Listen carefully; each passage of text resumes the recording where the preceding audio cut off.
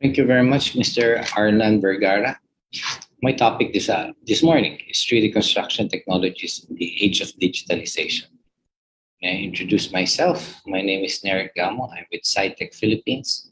We're the Philippine dealer of Trimble Navigation for construction and heavy equipment. SciTech and Trimble, we've been advocating construction technology adoption in the Philippines since 2011.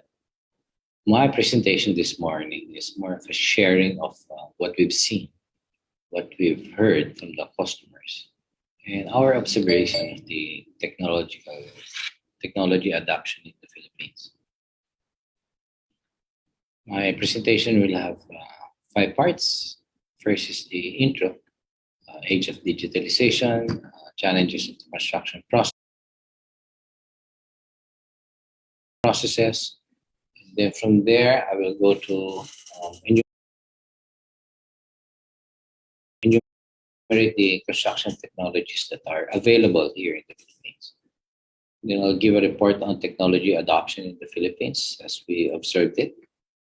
Lastly, we'll have an open forum. I think you have to reserve all your questions till the end, but you can type in your questions in the chat box. May I just suggest that on the upper left, there's a number there. It's a slide number. So if your question is related to that slide, maybe you can put the slide number so we can refer to it quickly. The scope and focus will put emphasis on local application as well as emphasis on horizontal projects. Again, the technology is available. This is actually a continuing series. This is the third of what we've presented over the years. The first one was in 2018 in conjunction with Engineer Dindo Mocabante of DPWH. The topic was utilizing 3D technology in the construction workflow. Second one was last year by Engineer Hans Lopez for maximizing construction technology in the now. Will I be presenting more or less the same thing? Some of it, yes, as a review, but technology is dynamic. So technologies last year have evolved already. It's different from what we have right now. So it's a continuing series. The first part is the age of digitalization. It's kind of a tongue twister. Digitalization is actually the second of the three stages of digital transformation. First one is digitization, basically the conversion of analog to digital, hard copy to soft copy. To give you an example with that, one would be, let's say the birth certificate. So it's a hard copy, and then you scan it, and then you can store it digitally. Right? Another example would be money, because you have hard cash, so that's a legal tender. But with GCash and all of the other PayPal, you transform it into a digital format. Cryptocurrency, I cannot speak more on that one because it's purely digital. Okay. Digitalization is using those digital data and using it for a process. So one of the things like if we use the birth certificate, like NSO, so right now they have a platform, you can go to it and you can request for a copy of that one. Basically, it's the use of the digital data and transforming it into a process. GCash is the good example of digitalization. You use the process and use the digital format of your money, and then you can use it to transact to other merchants. Right? Digital transformation is strategizing into enterprise-wide use of digital influence processes. The best one I can think of right now is the country of Singapore. So aside from the birth certificates, they've captured a lot of their citizens' information. And once you have all those information, you can use it for planning purposes. You can plan out for the medical insurances, for growth, for the budget. a lot of customers are going into digital transformation, and later you'll hear about the advent of a new division within organizations called innovation groups. We'll tackle that later. Just to simplify, the digitization is digitize information. In digitalization, you digitalize processes, while digital transformation is transforming the organizations. Basically, it's the past, present, future. Digitization is like fixing the past. Okay. Digitalization is you're focusing on the present, addressing the present. And lastly is creating the future for digital transformation. I'll be focusing on digitalization as part of the presentation I had. So in the Philippines, there's a precursor to this one. We've been the texting capital of the world for so many years, ever since I had my thesis way back in the 90s. It's getting information faster, more convenient, and at the least cost. That sets the like a precedent for us to go into digitalization. Medyo nauna na nga lang yung ibang countries, but that was a precursor for digitalization in the Philippines. And then the popular rise of cloud-based processes, okay, like what I mentioned earlier, GCash, and all the online ordering, cloud kitchens. Okay. And the advent of innovation group within the organization. That's what I mentioned earlier. The pandemic is a catalyst. It accelerated the digitalization from nice to have to a must. Primarily because of the travel restrictions. People have to communicate online. And then the extensive use of social media. Now we go further into digitalization in the construction industry. Okay, let me go back a few eras ago, pre-PC era. How do they do it before? So when you do your survey data, either with Theodolite, Transit, or even the earliest forms of total stations, you used to hard code all the measurements that you took in a field notebook. And then the coordinates are computed manually using bearing and distance. It's hand drawn into the map. On the design part, it's drawn over the maps, plans, and estimation. You have to do it manually. With the PC era, you can take your measurements and then post-process it in your desktop or laptop. Print it out, paper form. The design, AutoCAD and other CAD software, very popular for that one. Then estimation, you use your spreadsheet. Okay. And then what? Okay. Let me hold that thought because we're going to go into this one as we move on. Because what I'm going to tackle next would be the challenges in the construction process. First one is pandemic-related challenges. Catching up with the 1 year lockdown delays. Okay, so a lot of projects were stopped, suspended, either by the national government or by the LGU or by simply the decision by the organizations, right, to stop it for health reasons. Workplace distancing, travel restrictions, and quarantine requirements. This is not really relevant. This is especially affected would be project managers and those who handle several projects at the same time. So before they can easily go around and check on each project. But with the travel restrictions, they have to be, at some point, they have to be quarantined for 14 days. So it's quite difficult for them to move around. So that's one of the challenges. Then you have working with less people on the ground. Less people because maybe the workers were stranded when they were locked down. They can't go back. They went back to the provinces. Others, it was an internal decision by the organization because of financial tightness. You have to let go of some people and the project a little bit reopened. they were left with several people in their organization.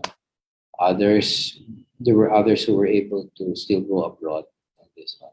A lot of the operators, after getting there, and this one is a general problem here. But after operators, after gaining much experience, they leave for greener pastures. A lot of constructors and contractors, they are feeling this, they experience this. So the turnover there is quite high. Same old challenges, which is operator productivity, which leads to overcut. And when you have your overcut, you do your rework, then you have your consequential rectification and the cost that goes with it. Then you have your inconsistent sub-base, because these are additional costs of the final layer. I will have an animation later to show you for this one, for concrete pouring. And more of the old challenges. As I mentioned, lack of skilled operators. The good ones, the experienced ones, they leave for abroad. Conflicting data, and this happens especially when you have revisions, and then it's the timeliness of when the revisions were passed on to key people. So sometimes the site people, they don't have the latest one. There were some revisions that were made in the offices. So we did experience seeing some organizations having conflicts on that one.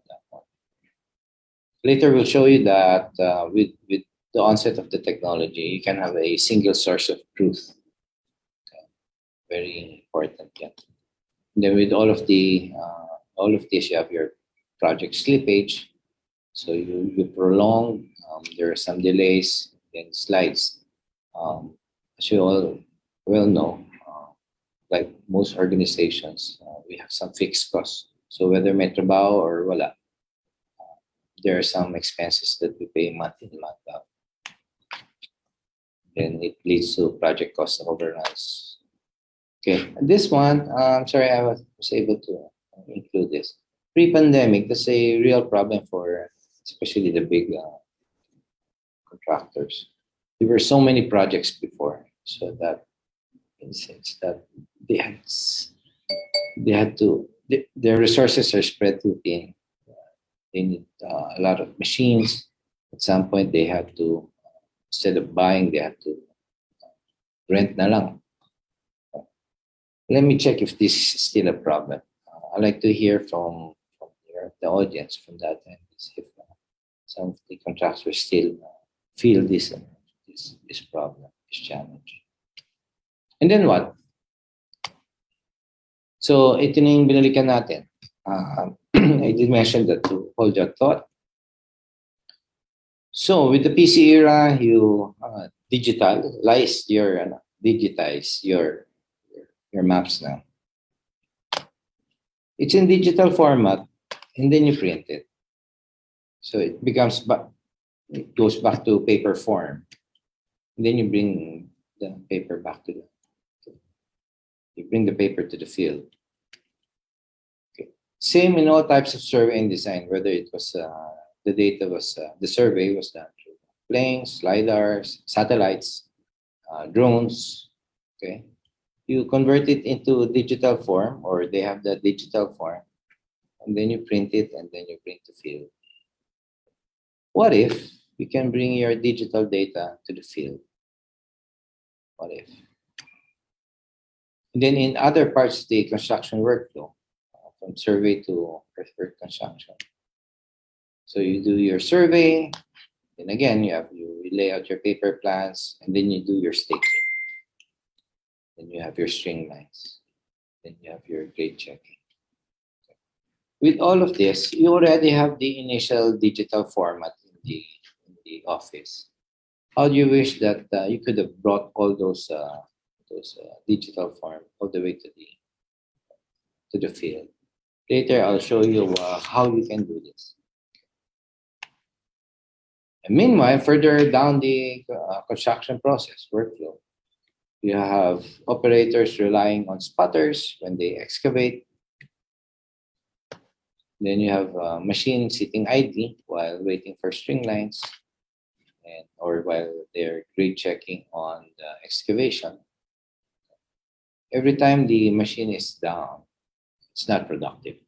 Okay, that's a major concern for contractors, especially for some contractors who do not own the machines. They rent it. So every time it's not moving, it's idle. They're they're not making money on it. What if you can bring your digital data further down the construction workflow? Okay. It appears that you can. 3D construction technologies within your reach. I just mentioned that these are technologies that available here in the country. That's one of the things that ASEL asked me. If you're going to present about technologies, it's something that it's not a promise.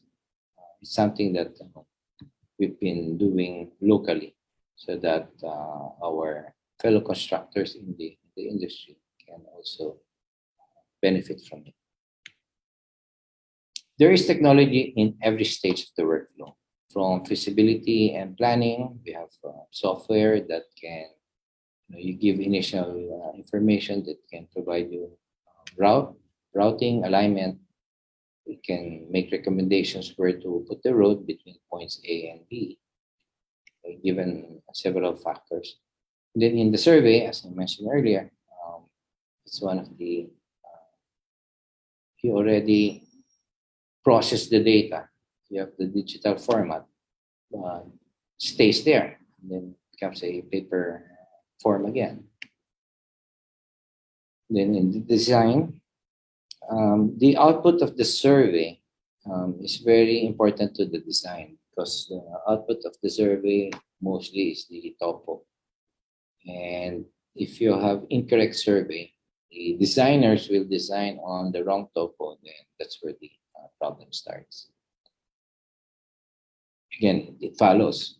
If you have the correct design on the wrong topo, then all your estimations. Remember that in construction, it all works on cubic meters. Okay, it's earth moving, everything is being cost out, estimated based on amount of earth that you move or you put in. So estimation is a very important aspect of the business. Then earthworks and construction. I was told that there are some students in the audience. So the difference between earthworks and construction, both they use the machines, but in earthworks, you're just moving earth. Okay. So either you cut or mostly you cut, or you move it to another area. Construction is when you try to introduce new materials. Okay. So when you cut, when you fill in, if you fill in from something that you've got, still earthworks. But if you introduce a new material, that's construction. Then lastly, it's the maintain and operate. There is available technology in every stage of the workflow. Because my title is the 3D construction technologies, I have to explain to you the importance of 3D data. The basic of construction is not ABC. It's XYZ. Okay. This is the northing, easting, and the elevation. It's basically a point. It's a point. A set of points would be a line. A set of lines would be either a polygon. And then from there, you can either have the perimeter or the volume. Digitalization in construction is the process of using and bringing 3D data across the construction workflow. Okay, but the digitalization requires a process change. The concept is the process change will involve technology, and technology revolves around the point, specifically positioning of a point. Now we use satellites through GPS by the US, GLONASS, Galileo, Beidou by China, QZSS by Japan. GPS has become a generic term for satellites, but basically when you say GPS, it's just the American side of the American set of satellites. Collectively, they are called GNSS, global navigation of satellite system. Okay. So you'll hear the GNSS term later. More of it. Let's go back to positioning of a point. 4 satellites can determine the point on the Earth. However, with a margin of error of 10 to 15 meters, it's acceptable for current navigation, but not good enough for construction. Imagine if you have a neighbor and you do a survey and the margin of error is about 10 to 15 meters, mag-aaway kayo niyan. Okay, especially when you're talking about boundaries. Okay. For car navigation, 10 meters, more or less, you're somewhere along that road, along in EDSA.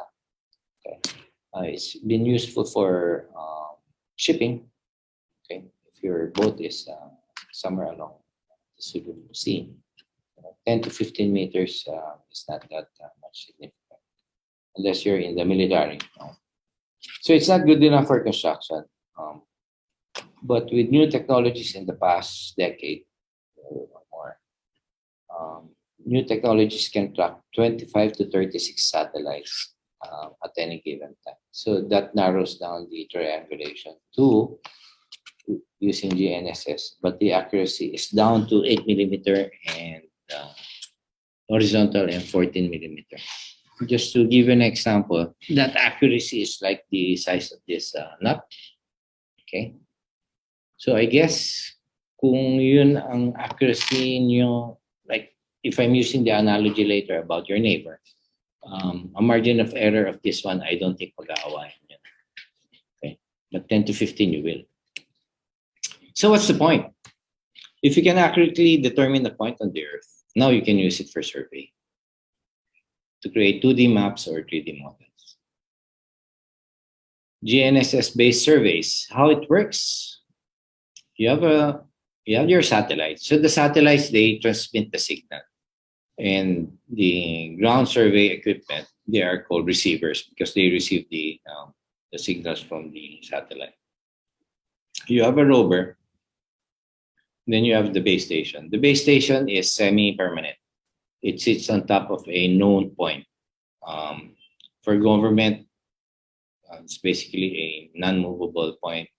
They call it monument points. But for projects, they call it control points.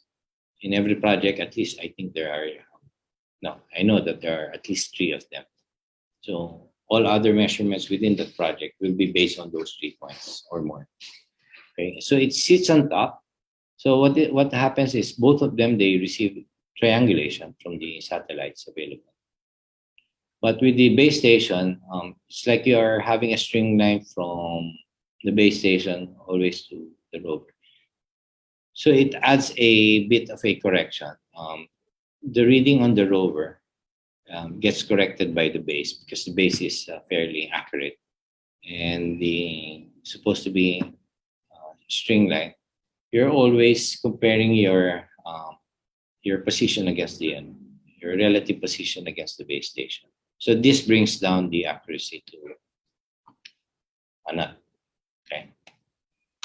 With this ease of use, one-man operation because you can leave the base station alone. Normally, you set it up on a secure location. One-man operation because you are a rover.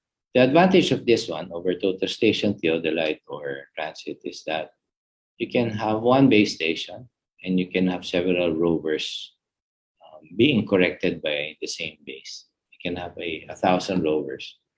Initially, this one will give correction to 2 to 3 kilometers.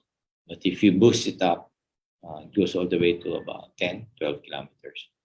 You can actually go all the way to about 20, 25 kilometers, but we don't recommend because at that length, there's some errors already being seen. It's 3 to 5 times faster than your traditional theodolite or even total station surveys. Later, we'll show you local productivity studies on how fast this GNSS-based survey. Real-time kinematic. So before, you have your total station, you take measurements and then you bring it to the office for post-processing. With real-time kinematics, right there and then, you can process your data.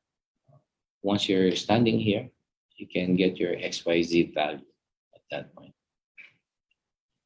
Then again, you get your accuracy of 8 millimeter to 14 mm. What else is in here? Oh, so 3 times. So our local productivity study shows and testimonials by customers. It's 3 to 5 times faster than total stations. DPWH, their survey team said that what they normally do in a week, now they can do it in a day. There was one local contractor working for an airport project. Sorry, not yet. They said what they normally do in a week, now they can do in half a day. Because surveys, they are you use it generally 3 times in a project. You have the initial survey just before you start on the project, and then when you start doing earthworks or construction, every now and then you do measurements so that you can do a progress report. Then after the project ends, you do an as-built survey. There's one Mindanao plantation that says that with the RTK, what they normally do, they do 20 hectares in 3 days with the total station, but with an RTK, GNSS RTK, they can cover 40 hectares a day with RTK. And they admitted that, why 40 hectares? Because they're tired of walking. So it could have been bigger. Okay. With the drone survey, I was asked to do this. Can achieve 1 centimeter accuracy at that 100 meter altitude, and it covers 250 hectares per flight for fixed wing drones. Can do 4.5 flights a day. I may have some disclaimer on this one because we were on the fixed wing drones. We don't have much. I don't have a data for the fixed for the other multi-rotor. Okay, multi-rotor. Okay, as I mentioned, the technology, this involves a process change with the 3D models. First is, again, we go back to the office from paper plans to 3D digital data. Here, you catch your errors early. So you see where the typos are, inconsistencies. Even before you go out to the site, you catch your errors early on the PC or the desktop. And as I mentioned, you have to go back to the field to verify the accuracy of the site control.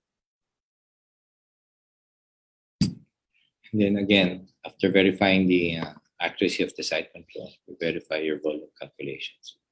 As I mentioned earlier, construction earthworks is a game of cubic meters. So one wrong information about elevation or the position,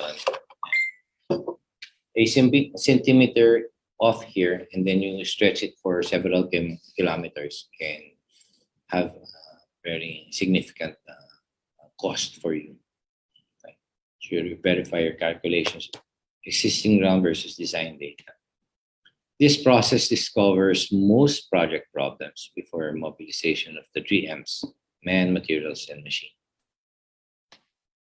Okay. This is the first of several available technologies in the Philippines. Actually, you saw one before, the base and the rover. So that's your survey equipment now. And with you are the handheld computers. We call it controllers. Okay. The significance of this one is now you bring your 3D data to the field. So from office to field. As I mentioned earlier, how do you wish that you can bring along your digital format on site, on the field? Now you can do it. You have your controllers. Everything that you see in your desktop, XYZ values, the elevation, northing, easting, you can see it there. It can be measured in 3D. Now you bring your 3D data to the field. Okay. More to the point, using the same concept of the GNSS RTK, new technologies on machines. On machines would be the heavy equipment machines, excavator, grader, those. Will now allow you sub-centimeter location of tip of the bucket, this is an excavator, or the tip of the blades. Okay, using the same concepts. So if we put some receivers on these machines, you can determine the position of the machine. We added more sensors, and then it generally works like your rod for the survey equipment, the tip of the bucket and the tip of the blade. Why is this significant? Because now, full time, the operator can see where the tip of the bucket is or the tip of the blade is. It's called the machine controls and guidance system. The one in yellow are the attached technologies that we put on the heavy equipment. This is for the excavator. These are the sensors, and these are the GNSS receivers. Okay. Can be put on a grader, a dozer, and a compactor. I may not touch on the compactor much this morning, because later this afternoon, my fellow colleague, Engineer Felix, will be explaining more on the compaction and paving technologies. Now you bring 3D all the way to the machines. Okay. So before, you have your digital data in the office, and then you were able to bring it out of the office for your survey. Now you go further. You have your design. It's in digital format. Now you bring it, you upload it into the onboard computers in each of these machines. Okay, this is how it looks like. It's like your tablet. Okay. So here, you can see in real time, whenever you move your bucket, it will also move. So if you ask somebody to, if you ask the operator to excavate 2 meters, he can set it, or according to the design, and he can see exactly where the tip of the bucket is. So he will know if he is achieving 2 meters depth already. Okay. You can even see if, for the slope. Okay. Before, when you excavate, you have to stop, and then there's a guy with a long ruler, and he will do the grade checking. So he will say, sir, it's just 1.5 meters. You have to excavate half a meter. So now you don't need to do that. It adds safety in the on-site, because you have less people on danger zones, avoidance zones. Okay. Here, it allows the operators to see the depth, slope, angle, and depth. What you see here is the design. It's not what's not in front of you, because what's in front of you were not digitized. What was captured was the design, and it's uploaded into the monitors and displays. So if you're doing a slope, even if it's a huge excavator machine, you can excavate it smoothly. To move this. So now you can avoid the cardinal sin in excavation, overcut, which if you avoid overcut, you might as well avoid the rework. Then you can operate at night. You can use less of the spotters, if not totally not use them anymore, because in the monitor, you now see where your bucket is. So if you're excavating, as I mentioned earlier, 2 meters, you can refer to your monitor and see where your bucket is. So the operator sees the position of the bucket in real time, the design. Then you can toggle through it. Either this can be played. I'm sorry. Okay. So I'll play this while I'm reading this. You can see the design in 3D. You can toggle it, then you can see the profile, the cross section, and the plan view.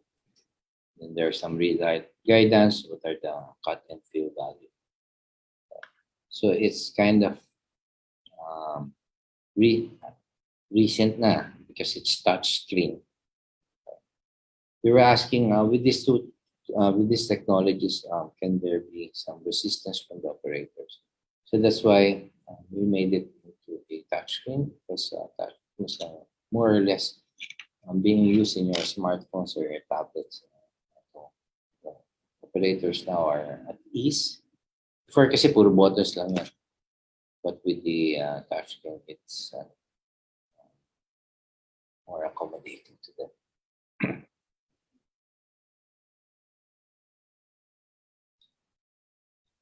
So you can even see his, that's the position of his current excavator right now, relative to the design of the project.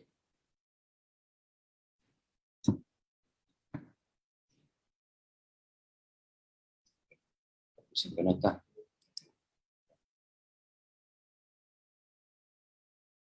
Here's another local video.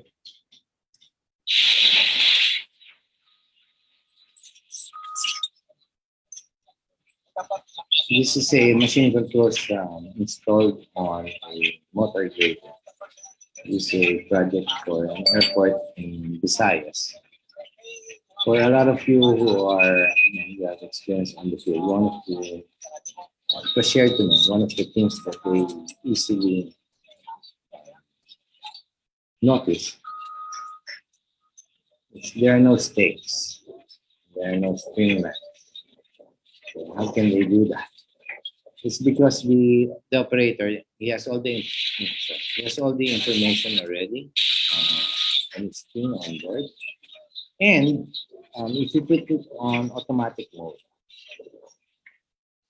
the operator will only steer the machine, will drive it according to the radio line, center line, wherever, and the technology will control the blades automatically.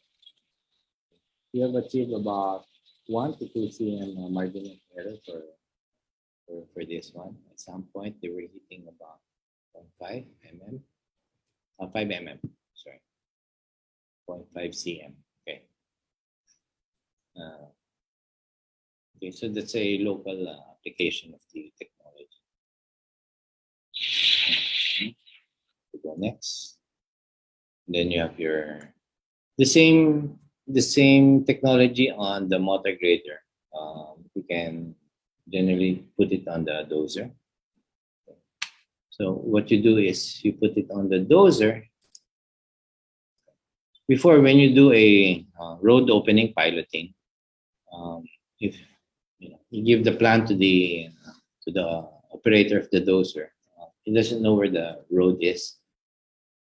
But with the machines, easily he can see the plan view, and he will know where the road is located, or the future road will be located. Before technology, the surveyors were mark it first, and then they will clear it out. And they have to identify where the road will be. They put up stakes. But with the machine controls, the operators are good to go. Okay. Here's something that you don't see. Well, I bet you haven't seen anything like this. It's a grader operating at night. You seldom see it because it's difficult to put stakes and string lines at night. But with the technology, all the driver needs to do is to steer the grader. You don't even need the stakes in.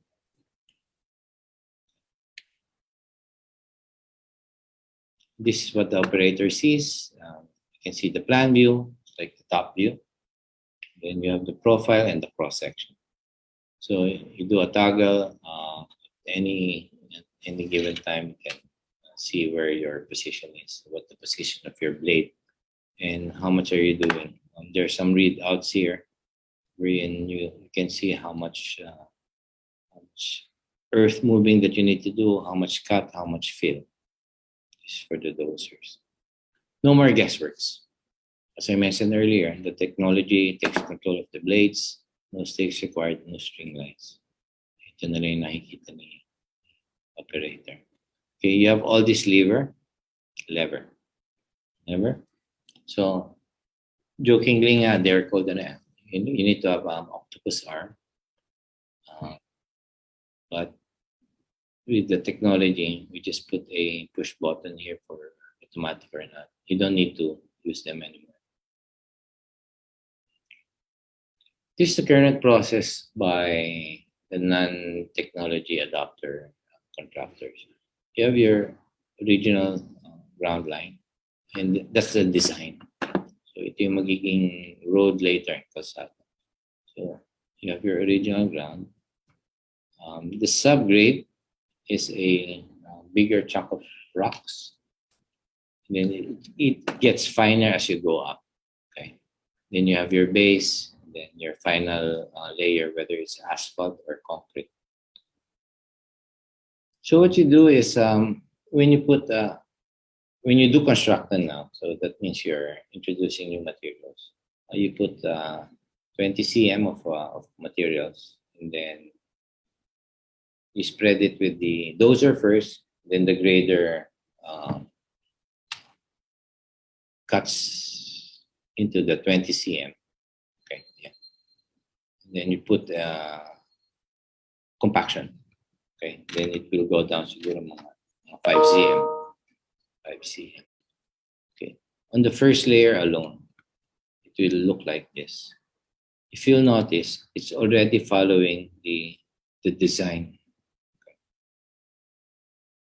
So that the layering is properly and evenly spread out. One of the dangers for the risk that we've seen for doing this, when it rains and then there's a puddle of water there, you have to redo it.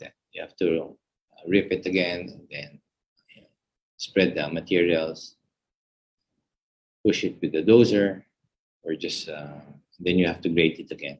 And then after grading, you have to do dozer compaction. Okay. But with this one, if you're following already the final grade, it's following the drainage plan. So when it rains, it will run off to the original design for water run. Then you go up all the way. Addressing poor prep. This is one for the concrete. So if you don't have technology, this is a live case for one of our customers. So he was just putting in the materials, the grade, and then the dozer. Not the dozer, the compaction. Okay, keep putting the layer. So when there's concrete pouring already, if this is the original design, because of the unevenness of the layers, the red ones, those are excess concrete that you shouldn't have poured it into. Okay, so that's addressing a poor preparation for concrete layering. So as I showed earlier, if you have the technology, you can accurately put in the layers, okay, and then you don't have this type of problems. Now, looking at the same, now from a cross-section point of view, okay, for engineers, you all know that the roads, they have a crown, okay, so that when it rains, the water, there's a drainage to the sides. So what happens for non-technology contractors? It's just they put layers and layers.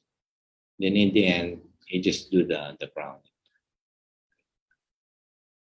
But if you have the technology, at the very onset, you put the crown already.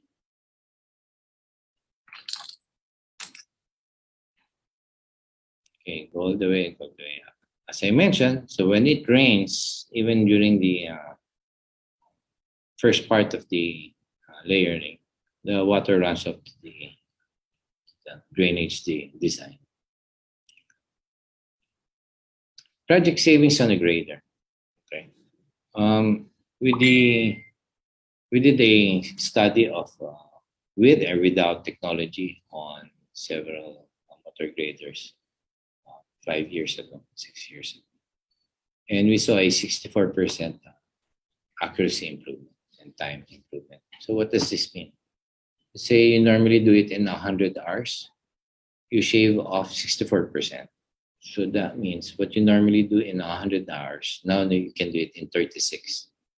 In retrospect, or in hindsight, what you normally do in 3 days, now you can do in one. What you normally do in 3 months, now you can do in 1 month. Or what you normally do in one grader, now with three graders, now you can do it. The return on investment can be computed if I know the operating costs. But in my 10 years of this experience, no contractor has ever shared their operating costs. So, for lack of it, we have to get assume it from a owning and operating cost. Let's say it's about 3,000 per grader. And we observed that most of the machines, they work about 200 hours per month. And with the 64% overall improvement, that means in 1 month alone, you can save 128 hours. In 188 hours, you multiply that with the hourly rate. Okay. So that's about 384,000 just for one machine and for one month. We haven't computed the cost of rectification savings from, because you don't do any much rework anymore. So we haven't considered that.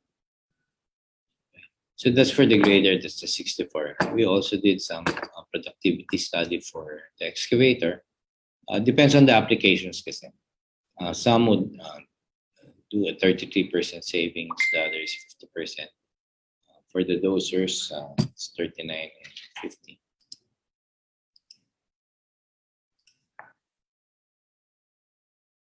So what does that mean? For excavators, 33%.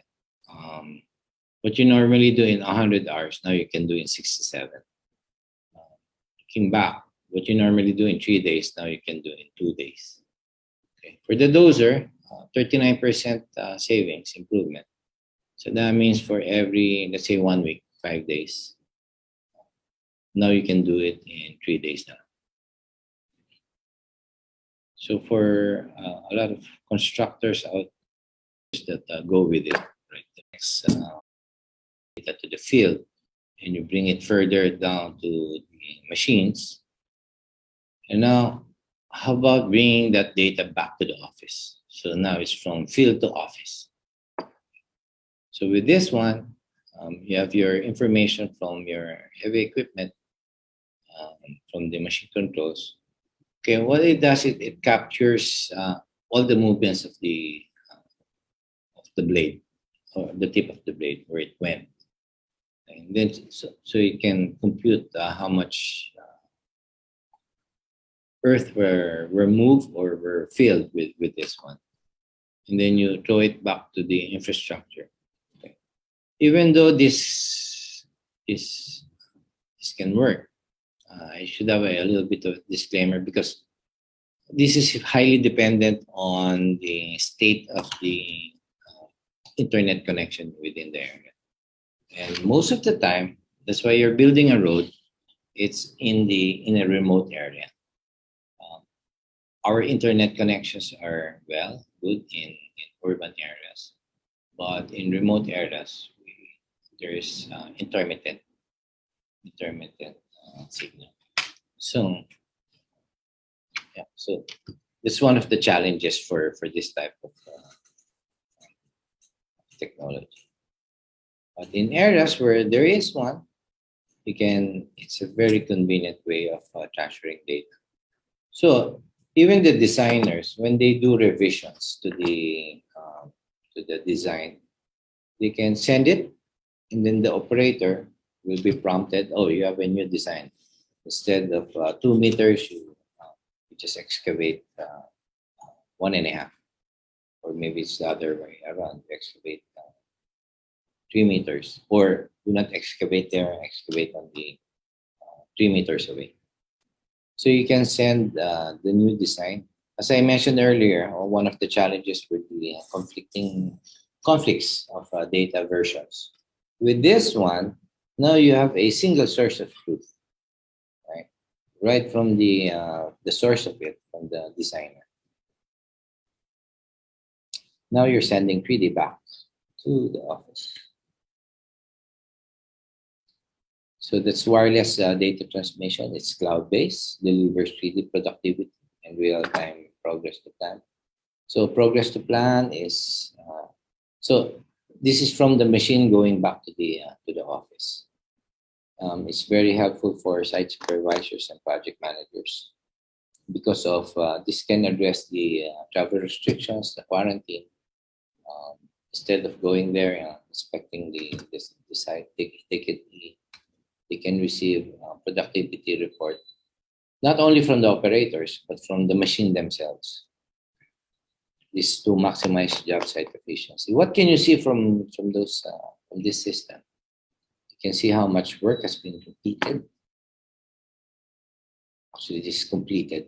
Okay, how much work remaining? How is each area of the project progressing, and how much work is each machine doing? Depends on the matrix that you do for productivity in your organization, but you can get all those information from this system. Okay, the next technology is the augmented reality. So how this works is you have your GNSS antenna receiver, so that it can give you your position, just like the concept earlier for the RTK. You have your machine, and then you have your smartphone. With the smartphone, if you point it on the background, you can see the actual site, but on the foreground, you can overlay the design. So when you pan around, you see more or less how the finished product would look like. Okay. So it's a high accuracy outdoor augmented reality. It visualizes and interact with digital models in the context of that. Then you visualize, communicate, collaborate, and then you can see things that are hidden. If you have in your design the underground reticulation of the utilities, okay, whether it's an as-built or a plan, so you can see that you don't put your garage here, you don't put your, depends on the design. There are some utilities that you can avoid, or even during construction for safety reasons that you can avoid. Okay. Things that are not yet constructed, thematic maps, and other applications. It's viewing 3D data on site. So that's before, during, and after construction. Okay. This is very convenient. But again, a little bit of a really disclaimer. This works with the virtual. This is dependent also on internet connection. Okay, so if on sites that you have intermittent or unreliable internet, you may not be the signal might be intermittent also. Okay, so this is an example. Okay, so the guy points it to this direction, and more or less you can see what was inside it, and you can see the utilities, the piping, switch to avoid. Okay, we come to the part of technology adoption in the Philippines. It's just a recap of the available technologies that are provided.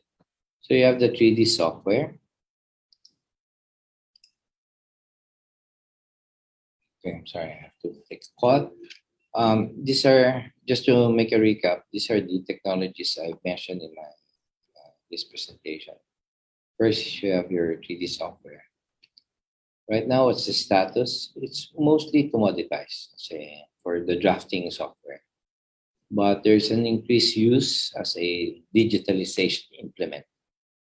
Okay. There are a lot of softwares out there There are some specialized for construction. GNSS RTK, this is the survey equipment that uses the satellites for reference. This is well received within the survey industry circles, and it's fast becoming commoditized. Suppliers catering to a mixed broad market. So there are independent surveyors all the way to big contractors. Most of the big contractors have their own in-house survey team. The drones is also well received and it's commoditized. You have a lot of products there. Technology as used for digitalization is not yet maximized. Okay. It's being used first as to take pictures, take videos, but for survey purposes, not as common as for just for viewing. But it is being used. We have about 15, 20 customers doing this. Using those for the implement, sorry. On the investment on this is really serious, but it basically depends on the readiness of how the organization will embrace technology. Later, I'll show you why it is important that the whole organization is involved when adopting to these technologies. Wireless data transmission, it's in the early stages. And again, it's dependent on location for reliability and reach of the internet connectivity. Augmented reality, we are in the early stages for this one. If there are a lot more technologies out there that you can read in, it's being used in Australia, in the US, in the Middle East, but the limitations of this presentation is what's available here in the Philippines. Okay. So the industry status, technology adoption is still a challenge. It was a challenge 10 years ago. There's still a challenge on the acceptance for technology. So the industry is not naman technology averse, but they're technology resistant. I'm sorry, technology hesitant. So it's just like when the vaccine first came out. So people were not really afraid of the vaccine, a lot of them, but they were hesitant. Okay. But as information came out on its effectivity and its benefits, then people start accepting the vaccine. In this case, same with the technology. People are kind of hesitant, but once the information are out on how to use this, what's the benefit, what are the pitfalls, then the decision for this one, I don't think is very much a factor. All the local productivity studies we made were conducted on early adopters, and they are benefiting ahead in their industry at this point.